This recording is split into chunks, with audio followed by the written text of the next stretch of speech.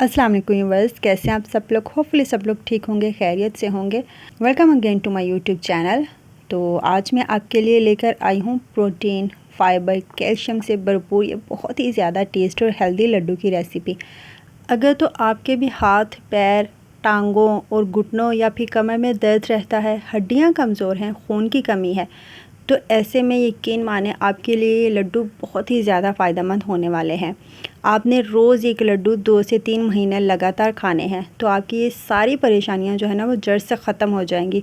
पूरे दिन भर आपका पेट भरा रहेगा, आप फुल एनर्जी फील करेंगे, किसी किस्म की थकावट या फिर कमज़ोरी का एहसास भी नहीं होगा।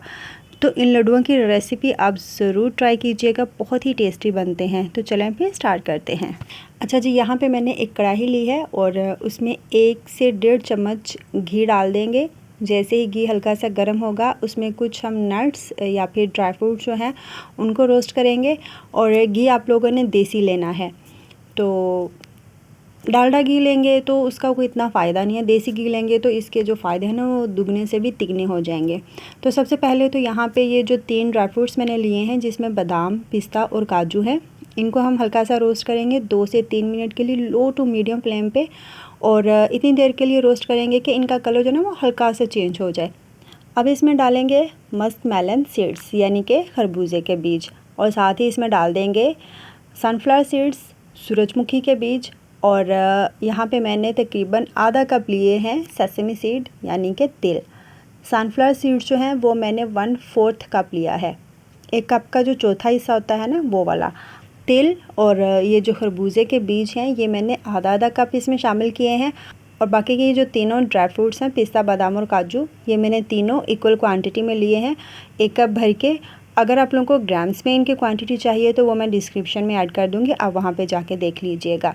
खरबूजे के जो बीज हैं ना वो इस रेसिपी में सबसे ज़्यादा इम्पोर्टेंट हैं। ये आपके हार्ट के लिए बहुत अच्छे होते हैं, क्योंकि आपको अक्सर खानों में जो ओमेगा 6 है ना वो तो इजीली मिल जाते हैं, लेकिन ओमेगा 3 फैटी एसिड जो है ना वो इजीली नहीं मिलता, तो इसलिए आप इनको ज़रूर डालिएगा, वो इसमें होता है।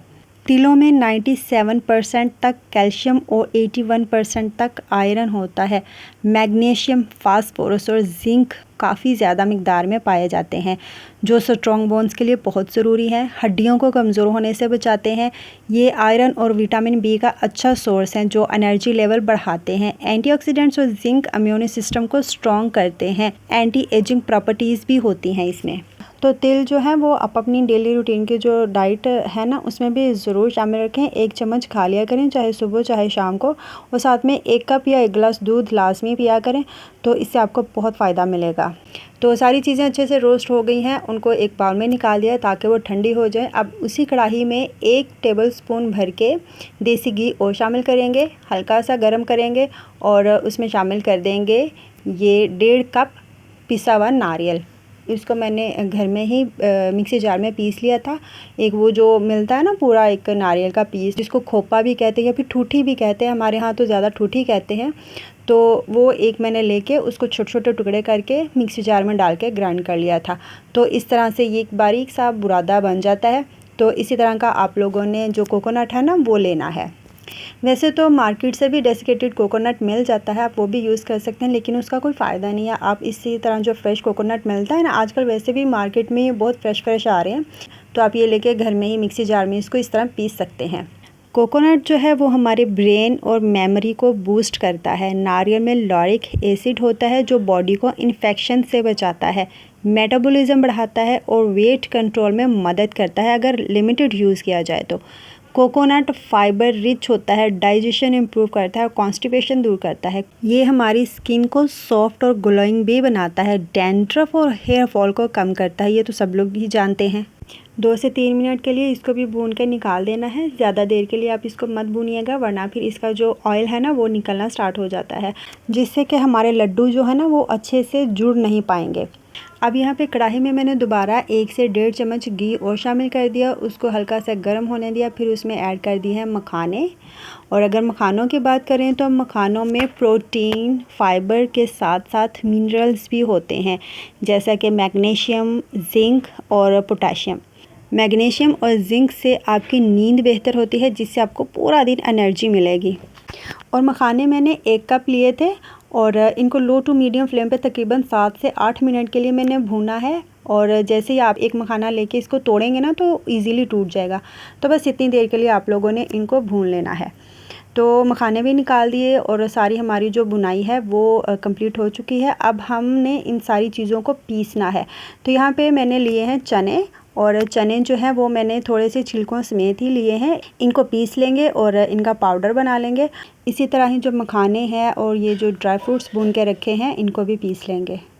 अच्छा, यहाँ पे चने जो है ना वो मैंने छिलकों समेत ही लिए हैं। आप लोगों ने भी ऐसे ही करना है, थोड़े से आप छिलकों के समेत ही चने भी शामिल कर लीजिएगा, ताकि आयरन की कमी दूर हो, फाइबर की कमी दूर हो। चने तो आपको पता है कि बहुत ही अच्छे होते हैं हमारी बॉडी के लिए, प्रोटीन भी भर भर कर पाए जाते हैं इनमें। और साथ ही साथ जो भुने हुए चने हैं ना वो हमारी बॉडी में हीमोग्लोबिन को इम्प्रूव करता है। अगर हमारी बॉडी में इसकी कमी होना तो बहुत थकावट फील होती है, सारा दिन ऐसे अजीब सी सुस्ती छाई रहती है। ओवरऑल ये हमारी बॉडी के लिए बहुत ज़रूरी होते हैं, इसलिए ये जो भुने हुए चने हैं ना ये आप अपने बच्चों को लाजमी दिया करें खाने के लिए। अच्छा जी, यहाँ पे जो चने हैं ना उनको मैंने बहुत अच्छा बारीक पीस लिया है। जिस तरह बेसन होता है ना उस तरह का टेक्सचर होना चाहिए इसका। और इसके बाद जो मखाने हैं उनको मैंने बहुत ज़्यादा नहीं पीसा, थोड़ा सा उन्हें दरदरा सा ही रखा है। और सेम ये जो ड्राई फ्रूट्स हैं इनको भी बहुत बारीक नहीं पीसा, हल्का हल्का सा ये मोटा मोटा सा ही रखा है इसको भी। तो अब यहाँ पे दोबारा से कढ़ाई में घी शामिल करेंगे। और इस टाइम घी जो है ना वो कुछ ज़्यादा इस्तेमाल होगा, लेकिन वो मैं थोड़ा थोड़ा करके शामिल करूँगी। पहले तो यहाँ पे मैंने 2 चम्मच भर के घी लिया है, उसको हल्का सा गर्म होने दिया। फिर इसमें जो चनों का आटा बना के रखा था ना वो इसमें शामिल कर देंगे और इसकी बुनाई स्टार्ट करेंगे। बहुत ही हल्की आंच पे हमने इसकी बुनाई करनी है। ज़रा सा भी फ्लेम हाई हुआ ना तो ये जलना स्टार्ट हो जाएगा। तो इसलिए कोशिश कीजिए कि जिस तरह चावलों को दम पे लगाते हैं ना उतनी ही आंच पे आपने इसको भूनना है। पहले तो आप लोगों ने अच्छी तरह से मिक्स कर लेना है घी में इस आटे को। फिर आपने इसमें थोड़ा सा घी और शामिल करना है। उसके बाद दोबारा से इसकी भुनाई स्टार्ट करेंगे। अगर तो घी कम लगा तो इसमें आप लोग और घी शामिल कर लीजिएगा। मुझे कम लग रहा था इसलिए मैंने 1 चम्मच और घी डाल दिया और टोटल यहाँ पे 4 टेबलस्पून घी लगा है चने के आटे को भूनते हुए। चलें जी, जितनी देर में यहाँ पे चनों की बुनाई हो रही है आप उतनी देर में फटाफट से वीडियो को लाइक कर दीजिएगा। यहाँ पे नए देखने वालों को भी एक रिक्वेस्ट है कि वो मेरे चैनल को सब्सक्राइब कर दें। और ये भी रिक्वेस्ट करूँगी कि आप कमेंट लाजमी किया करें, वो आप लोग करते ही नहीं हैं। और लाइक्स भी बहुत कम आते हैं मेरी वीडियोस पे, सब्सक्राइबर्स तो आते ही नहीं हैं मेरे चैनल पे। तो अगर आप लोग लाइक, शेयर, कमेंट या फिर मेरे चैनल को सब्सक्राइब करेंगे तो ये आपकी तरफ से प्यार होता है, जिससे हमें बहुत मोटिवेशन मिलती है और हम इस तरह की बहुत ही मज़े की ज़बरदस्त सी रेसिपीज़ लेकर हाज़िर होते हैं। तो आप लोग भी कर दिया करें लाइक, कमेंट और फिर उसके बाद मेरे चैनल को सब्सक्राइब भी कर दिया करें। अच्छा जी, यहाँ पे क्या हुआ था कि मैं तो मज़े से ये सब बनाने में लगी हुई थी और मुझे लगा कि कैमरा ऑन है, हालांकि मैंने किया भी था ऑन, लेकिन शायद वो घी वाले हाथ थे वो ऑन हुआ ही नहीं और मैंने भी इतने गौर से देखा नहीं। तो बस मैं लगी हुई थी अपने काम करने और फिर जैसे ही मेरी नज़र कैमरे की तरफ गई ना मुझे इतना कोई गुस्सा आया ना ये देख के कि वीडियो तो बन ही नहीं रही। तो यहाँ पे मैं आप लोगों से सॉरी करूँगी कि यहाँ पे मैं आपको दिखा नहीं पाई, लेकिन करना यहाँ पे कुछ नहीं है। जैसे ही चने जो हैं वो अच्छे से भून जाएंगे, जो सारी चीज़ें हमने पीस के रखी थी एक एक करके वो सब शामिल कर देंगे, अच्छी तरह से मिक्स करेंगे और फिर उसके बाद चूल्हे से उतार के एक साइड पे रख देंगे। बस इतना सा यहाँ पे काम था। अब इन लड्डुओं को मीठा करने के लिए मैंने तो यहाँ पे मिश्री ली है, तो धागे वाली मिश्री ली है, जिस तरह की अभी मैंने आपको दिखाया ना वीडियो में, इस तरह की ये होती है। और ये देखिए ये इस तरह के इसमें से धागे निकलते हैं। तो यहाँ पे जितनी मैंने मिश्री ली थी उसमें से इतना सा ही निकला, हो सकता है कि आपके ज़्यादा निकले।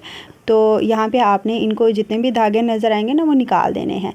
यहाँ पे मैंने एक और पैन लिया था और उसमें 1 कप पानी डाला और जितनी मैंने मिश्री इसमें डालनी थी वो मैंने डाल दी, अच्छी तरह से उसको मेल्ट होने दिया। और यहाँ पे ये इस टाइप का एक शीरा सा बन गया, थोड़ा सा जैसे गाढ़ा थिक सा होगा ना, तो इसको हम उतार देंगे और फटाफट से ये जो मिक्सचर हमने बना के रखा था ना, जो चीज़ें हमने भून करके रखी हुई थी उसमें डाल देंगे और फटाफट ही चम्मच के साथ इसको मिक्स कर देंगे। और जैसे ही हल्का सा मतलब थोड़ा सा ठंडा होगा ना, छूने के लायक होगा, तो तो हाथों के साथ आपने अच्छी तरह से इसकी मिक्सिंग करनी है। उसके बाद फिर सिंपल आप लड्डू बना लीजिएगा और कोशिश कीजिएगा कि ये गरम गरम ही आप इसके लड्डू बनाएं। अगर ठंडा हो गया ना तो लड्डू बहुत मुश्किल से बनेंगे, बल्कि वो जुड़ेंगे ही नहीं। तो यहाँ पे ये देखें इतना सा मैंने जो है ना शीरा बचा लिया था। मुझे इस टाइम पे जो मीठा था ना वो मेरे हिसाब से परफेक्ट था। हो सकता है कि आपको फीका लगे, तो फिर तो आप सारा ही शीरा इसमें डाल लीजिएगा। और मिश्री यहाँ पे मैंने 200 ग्राम ली थी। अच्छा, मैंने तो ये लड्डू जो है ना वो आजकल खाने के लिए बनाए हैं, तो इसलिए मैंने मिश्री ऐड की है। अगर तो आप इसको सर्दियों में बना रहे हैं तो आप मिश्री की जगह पे गुड़ का शीरा या फिर जो खजूरें होती हैं ना वो इसमें शामिल कर सकते हैं मीठे के लिए।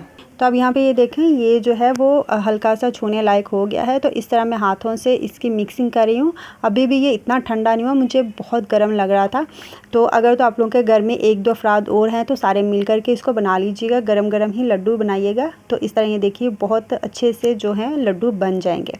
तो यहाँ पे ये देखें ये मेरे वाला लड्डू भी कितना अच्छे से बन गया है, बहुत अच्छी बाइंडिंग आई है इसकी। तो अब यहाँ पे मैं दूसरा लड्डू बना रही हूँ और सेम इसी तरह एक एक करके मैं सारे लड्डू बना लूँगी। और अगर यहाँ पे आप लोगों का ये जो मिक्सचर है ना लड्डुओं का ठंडा हो गया तो आप लोगों ने परेशान बिल्कुल भी नहीं होना। आप इसको दोबारा से गर्म करके फिर लड्डू बना सकते हैं। तो यहाँ पे ये देखिए कितने अच्छे कितने बढ़िया किस्म के लड्डू जो हैं वो हमारे बन चुके हैं। तो अभी यहाँ पे ये देखिए मैं आपको तोड़ के भी दिखा रही हूँ कितनी आसानी से ये टूट रहे हैं। तो ये बहुत ही ज़बरदस्त बहुत ही मज़े के बनते हैं। तो आप लोग भी ये बहुत ही मज़ेदार किस्म के ग़िज़ाइयत से भरपूर लड्डू ज़रूर बनाइएगा। डेली अगर आप लोग एक लड्डू खा लेंगे ना दूध के 1 गिलास के साथ, तो देखिएगा 2 से 3 महीने के बाद आप ख़ुद को कितना अच्छा कितना बेहतर फ़ील कर रहे हैं।